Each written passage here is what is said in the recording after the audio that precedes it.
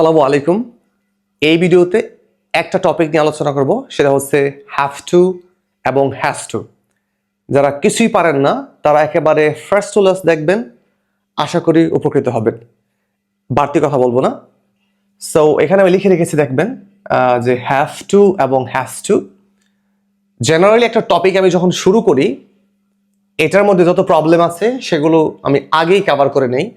এখানে অনেকেই গুলিয়ে ফেলেন হ্যাভ টু কোথায় হবে, হ্যাজ টু কোথায় হবে।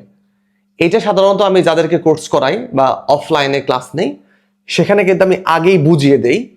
কিন্তু এই ভিডিওতে হয়তো আপনাকে বললেও কোথায় হ্যাজ টু হবে কোথায় হ্যাভ টু হবে খুব একটা আন্ডারস্ট্যান্ডিং আপনি হয়তো আসতে পারবেন না। তারপর আমি জাস্ট বলবো। কিন্তু আমরা কি করি, শুধু স্ট্রাকচার পরে দু একটা বাক্য বানাই। যে কোনো টপিক শিখলে আমরা না, আপনি দু একটা বাক্য বানাবেন না, বাক্যের ভিতরে আপনি একটু ভ্যারিয়েশন আনার চেষ্টা করবেন। এন্ড কিভাবে আনবেন, ফার্স্ট টু লাস্ট দেখলে আপনি আইডিয়া পাবেন, এবং এটা দেখার পর আপনি সিদ্ধান্ত নিতে পারবেন যে আপনি কি আমার কোর্স করে উপকৃত হবেন কি হবেন না। এরপরে ইনবক্সে গিয়ে আপনি জাস্ট কথা বলতে পারেন আমার সাথে। সো শুরু করব। হ্যাভ টু আর হ্যাজ টু অর্থ হচ্ছে কোনো একটা ব্যক্তির কোনো কিছু করতে হবে, বা কোনো একটা প্রাণীর হতে পারে, তার কিছু করতে হবে। এমন সিচুয়েশনে বাধ্যবাধকতা। যেমন ধরেন আমি বললাম যে আমার আজকে নামাজ পড়তে হবে, তার মানে আমি নামাজ পড়তে এটা আমি বাধ্য, ঠিক আছে, সৃষ্টিকর্তার কাছে। সো এই যে জিনিসটা বললেন যে আমি বাধ্য কোনো কিছু করার জন্য, যেমন আমি আজকে ধরেন ঢাকায় যাব, এখন ঢাকা থেকে আবার ব্যাক করতে হবে। তখন কিন্তু আপনি হয়তো কোনো জায়গায় গিয়েছিলেন, মানে ঢাকায় গিয়েছিলেন কোনো একটা কাজে, সেইখান থেকে আবার আপনার ব্যাক করতে হইতেছে। তখন আপনি বলতেছেন যে আমার বাড়িতে যেতে হবে, বা আমার ব্যাক করতে হবে, বা ফিরে যেতে হবে। এই যে আপনি সিচুয়েশনটা বলেন বাধ্য, সেখানে আপনি বলবেন হ্যাভ টু অথবা হ্যাজ টু। এখন হ্যাজ টু কোথায় হবে এবং হ্যাভ টু কোথায় হবে এটা পরে আমি বলবো, তবে এখন আপাতত বাক্য আমরা তৈরি করব। খেয়াল করেন, আমরা হ্যাভ দেখলেই অনেকেই বলি আর কি, হ্যাভ মানে আছে। দেখেন এখানে কিন্তু টু আছে।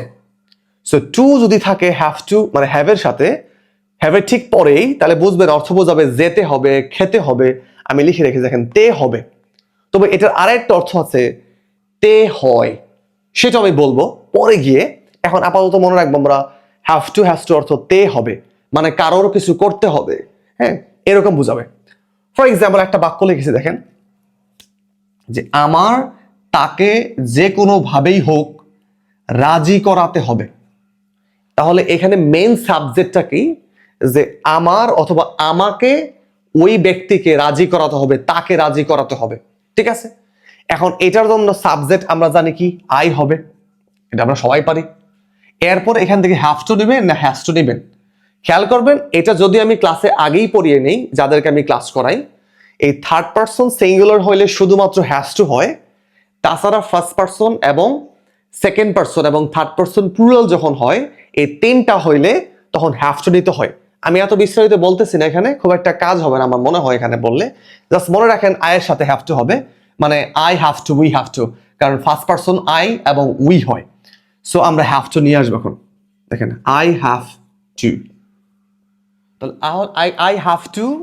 এরপরে দেখেন লেখা আছে ভার্বের বেস ফর্ম, মানে যে জিনিসটা বললেন যে আমার রাজি করাতে হবে। দেখেন আমার তাকে যে কোনো ভাবেই হোক রাজি করাতে হবে, এইটুকু কিন্তু মেইন ভার্ব। তাহলে আগে লিখেছে কি, আই হ্যাভ টু, স্ট্রাকচার অনুযায়ী সাবজেক্ট আই, এরপরে কি হ্যাভ টু, এরপরে ভার্বের বেস ফর্ম কোনটা, যেই কাজটা করতে হবে, যেই জিনিসটা, ঠিক আছে। এর আগে কিন্তু অবশ্যই একটা ভার্ব থাকবে, যেমন রাজি করানো। এখন রাজি করানো এর ইংরেজি অনেকগুলো আছে, আমি জেনারেলি আমি বলি কনভিন্স, কিন্তু কনভিন্স বাদ দিয়েও আমরা বলতে পারি পারসুয়েট।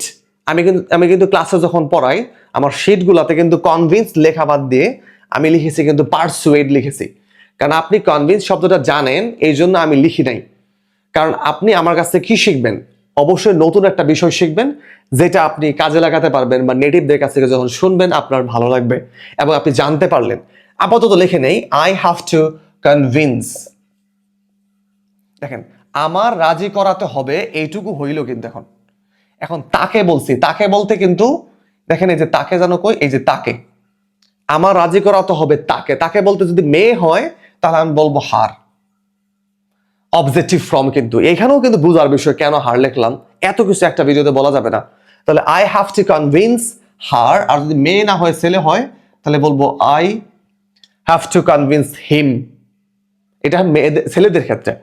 তাহলে আমরা বললাম আমার রাজি করাতে হবে তাকে, এই পর্যন্ত কিন্তু শেষ হয়েছে যে I have to convince him বা হার। যে কোনো ভাবেই হোক, এটা কিন্তু এই বাক্যের অংশ না, মানে বাড়তি একটা অংশ, এই জন্য এটাকে বলি এক্সটেনশন বলে থাকি, অতিরিক্ত অংশ। যে কোনো ভাবেই হোক, এটার ইংরেজি আছে অনেকগুলা। আমি নর্মালি বললাম ধরেন বাই এনি মিনস, MEANS, আমি লিখে দিচ্ছি এখানে, উঠবে সব জায়গাতেই। বাই এনি মিনস মানে যে কোনো মাধ্যমে বা যে কোনো উপায়েই। এখানে মিনস মানে কিন্তু মাধ্যম বুঝাইছে, অর্থাৎ বাই এনি মিনস এটা একটা ফ্রেজ হয়ে গেছে, যে কোনো মাধ্যমে বা যে কোনো উপায়ে। আমি চাইলেই বলতে পারতাম অ্যাট এনি কস্ট, যে কোনো মূল্যে, কথা কিন্তু একই থাকতো। কিন্তু দেখেন অ্যাট এনি কস্ট আমি শীটের মধ্যে লিখি নাই, কারণ আপনি অলরেডি অ্যাট এনি কস্ট পারেন, হয়তো বা ম্যাক্সিমাম মানুষ পারে, আপনি না পারলেও অনেকেই পারে। আমি লিখে রেখেছি বাই এনি মিনস, এটা ডিফারেন্ট একটা শব্দ বা ফ্রেজ, কারণ এটা আপনি আমার কাছ থেকে শিখলেন। সো এই বিষয়গুলো আমার কোর্সগুলো থেকে আপনি শিখতে পারবেন। So I have to convince him বা হার বাই এনি মিনস, যে কোনো ভাবেই হোক তাকে আমার রাজি করাতে হবে। আমি একটা বাক্য লিখলাম। এখন লেখার পর আমরা কি করি, লিখে সীমাবদ্ধ থাকি না। আপনি এই লাইনটাকে বারবার বলবেন, ও I have to convince him at any cost, যে কোনো মূল্যেই তার আমাকে রাজি করাতে হবে বা তাকে রাজি করাতে হবে বা বুঝাতে হবে। এটার অর্থ কিন্তু বুঝানো বা কোনো জিনিস, কোনো ব্যক্তিকে রাজি করানো, এরকম বোঝানো হয়। নেক্সট একটা বাক্য আবার হ্যাভ টু নিয়ে আসবো। দেখেন, তার কাজটি আজকে সম্পন্ন করতে হবে। এখন সম্পন্ন করা ইংরেজি অনেকগুলা। আপনি জেনারেলি বলতে পারেন ডু, বলতে পারেন ফিনিশ, বলতে পারেন কমপ্লিট। কিন্তু দেখেন ডু, ফিনিশ, কমপ্লিট আপনি তিনটা ওয়ার্ডই পারেন, এই জন্য আমি এটা বলবো না, কারণ আপনি তিনটা পারেন আমি জানি মোটামুটি, কারণ আমি বুঝি আপনি কি পারেন। সো তার কাজটি আজকে সম্পন্ন করতে হবে। এখন তার বলতে কোনো একটা ব্যক্তি ছেলে হতে পারে, মেয়ে হতে পারে। এখন এটা কিন্তু third person singular number, that's why আমরা নেব হ্যাজ টু। তাহলে নেব সাবজেক্ট হি, আগে নেই, ছেলেদেরকে বোঝাচ্ছে আমি আর কি এখানে। হি মানে তাকে বোঝায় বা তার বোঝায়, তাহলে হি এর সাথে হ্যাজ টু বসে, তাহলে আমি বললাম হি হ্যাজ টু। এটুকু কিন্তু ক্লিয়ার। এই যে সাবজেক্ট, এরপরে হ্যাজ টু নিয়েছি। এখন দেখেন সম্পন্ন করতে হবে, এই সম্পন্ন করাটা হচ্ছে মেইন ভার্ব। আমি বলবো accomplish,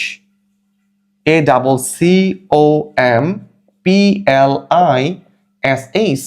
so he has to accomplish, আর কাজটি ইংরেজি কি, দ্য ওয়ার্ক। আমি হলো গরিবস তো এই জন্য আর কি হোয়াইট বোর্ডে পড়াচ্ছি, স্মার্ট বোর্ড আমার নাই, ইনশাল্লাহ সামনে কিনে ফেলবো আল্লাহ যদি রহমত করে। তাহলে হি হ্যাজ টু অ্যাকমপ্লিশ, তাকে শেষ করতে হবে, মানে তার সম্পন্ন করতে হবে কি, দ্য ওয়ার্ক, কাজটি। সো কাজটি লিখছি এখানে। আর টুডে মানে আজকে, জাস্ট লিখে দিবেন পরে এগুলো। কিন্তু আমরা কি করি জানেন, আগে টুডে দ্য ওয়ার্ক নিয়ে চিন্তা করি না। মেইন হচ্ছে তার সম্পন্ন করতে হবে, এইটা হলো মেইন ফ্রেম। এই ফ্রেমটা আপনাকে ঠিক রাখতে হবে, কিন্তু এটা লেখার থেকে আপনার মুখে বলার ট্রাই করতে হবে সবচেয়ে বেশি। কারণ হি হ্যাজ টু অ্যাকমপ্লিশ, আপনি একটা ওয়ার্ড শিখলেন আমার কাছ থেকে, অ্যাকমপ্লিশ, নতুন একটা ওয়ার্ড, আবার ফর্মটা শিখলেন হ্যাজ টুর ব্যবহার, মানে একসাথে অনেক আইটেম কিন্তু আপনি শিখতে পারবেন আমার কোর্সগুলো থেকে। সো আবারও বলি, হি has to accomplish the work, তার কাজটা সম্পন্ন করতে হবে। অ্যান্ড দ্য লাস্ট ওয়ান, যে আমাদের যে কোনোভাবেই ইংরেজি শিখতে হবে। তাহলে এটা আপনারা করা ট্রাই করবেন পজ দিয়ে, এরপর আবার ভিডিওটা দেখবেন। এন্ড আমাদের ইংরেজি কিন্তু আমরা অনেকে ভাবি যে উই না লিখে আমরা আওয়ার লিখবো। দেখেন আওয়ার কিন্তু এখানে হবে না, কারণ উই একটা সাবজেক্টিভ ফর্ম, আর সাবজেক্টিভ ফর্ম শুরুতেই বাক্যের বসে। সো উই আমরা লিখবো, সাধারণত কিন্তু সবসময় বসে না, কিছু ক্ষেত্রে ব্যতিক্রম আছে। তাহলে উই মানে আমাদেরও বোঝায়, তাহলে উই এর সাথে কি বসে, হ্যাভ টু। তাহলে উই হ্যাভ টু, যে ইংরেজি শিখতে হবে। আর শেখা ইংরেজি অনেকগুলো আছে। আমি যদি বলি অ্যাবজর্ব, তাও কিন্তু হবে। এখন অ্যাবজর্ব অর্থ অনেকেই বুঝবেন না। নর্মালি অ্যাবজর্ব মানে শোষণ করা, মানে চুষে নেওয়া। ধরেন পানি কি করলো, এই যে এটা ধরেন চুষে নিচ্ছে, এটাও কিন্তু বুঝাবে। বাট আমি কিন্তু চাইলেই বলতে পারি I have two absorb English language, অথবা দা ইংলিশ ল্যাঙ্গুয়েজ, বুঝে নিন। এখন অ্যাবজর্ভ বাদ দিয়ে আমি বলতে পারতাম we have to learn English আর যে কোনোভাবেই ওই যে বললাম বাই এনি মিনস বলতে পারি অথবা বলতে পারি অ্যাট এনি কস্ট, যে কোনো মূল্যে। তাহলে এই যে একটা জিনিস শিখলেন আপনি হ্যাভ টু হ্যাজ টু, আমি কিন্তু জাস্ট সিম্পলি একটা জাস্ট কি বলবো সংক্ষিপ্ত একটা ক্লাস নিলাম, কিন্তু আমার সেটা কিন্তু এরকম বিস্তারিত সুন্দর করে লেখা আছে। আমি জাস্ট ওইটাকে আপনাকে কি করব, রেকর্ড করব। ক্লাসগুলো যখন যখন বুঝাবো তখন তো বুঝাবোই, এরপরেও এক্সট্রাভাবে রেকর্ড করে দিয়ে আপনাকে হোয়াটসঅ্যাপে ভয়েস দিয়ে দিব। এরপরে এই টপিকগুলো আপনি সহজে বুঝতে পারেন আরো চমৎকার হবে। আসলে বোর্ডে মানে এত সুন্দর করে বোঝানো যায় না, যে শীটগুলো থাকে শীট থেকে আমি কিন্তু প্রত্যেকটা আইটেম ধরে ধরে বোঝানোর ট্রাই করি। সো তাহলে আজকে দেখলাম জাস্ট হ্যাভ টু এবং হ্যাজ টু, কেউ কিছু মানে করতে বাধ্য, কারো কিছু করতে হবে এমন সিনারি থাকলেই এই হ্যাভ টু হ্যাজ টু আনতে হবে। আর এটা কিন্তু একটা গ্রামারের মধ্যে পড়ে, আমরা বলি যদিও এটাকে স্পিকিং আকারে বলি, কিন্তু সবই গ্রামার সবই স্পিকিং। হ্যাঁ কিছু বিষয় আছে জটিল, সেগুলো আমরা স্পিকিং এ বলি না, বাট এটা স্পিকিং এ রাইটিং দুইটাতেই ইউজ হয়। So thank you so much. যদি ভালো লেগে থাকে শেয়ার করবেন আর জানাবেন ক্লাসটা কেমন লাগলো। এরকম ক্লাস পেতে চাইলে অবশ্যই ফলো দিয়ে রাখবেন এবং ভিডিও শেয়ার করে আমাকে আরো অনুপ্রাণিত করবেন, যাতে আমি অনেক ভিডিও বানাতে পারি আপনাদের জন্য। Thank you very much.